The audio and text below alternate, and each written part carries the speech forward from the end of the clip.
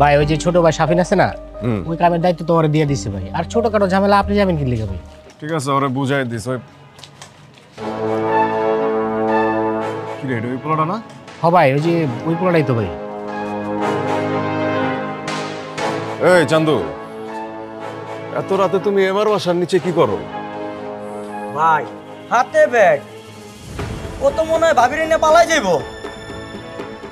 আমার পছন্দের পাখিরে নিয়ে তুমি উড়াল দিবা, কিন্তু আমি তো এটা হইতে দিব না। ভাই প্লিজ একটু আমার কথাগুলো শোনেন। আমি আজকের দিনে আপনাদের সাথে কোনো ঝামেলা চাই না। ইমার বাবা আমাদের সম্পর্কটা মেনে নিবে না, এর জন্য আমরা দুজন সিদ্ধান্ত নিচ্ছি আপনাদের এই শহর ছেড়ে অনেক দূরে চলে যাব, শুধু একটু ভালো থাকার জন্য।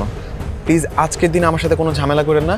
আর সেই দিনটার জন্য আমি আপনাদের কাছে হাত জোর করে সরি বলতেছি ভাই, প্লিজ মাফ করে দেন। আমি কোনো ঝামেলা চাই না আপনাদের সাথে। না না, কোনো ঝামেলা করবো না তো। চলে যেহেতু যাইতেছো, আসো তোমার নিয়ে এক কাপ চা খাবো। আসো। শোনেন না ভাই, আমি এখান থেকে চলে গেলে ইমা আমাকে না পেলে টেনশন করবে। আরে এমার জন্য তো আমরা আছি। আসো তুমি একটু চা খাও। চলো চল।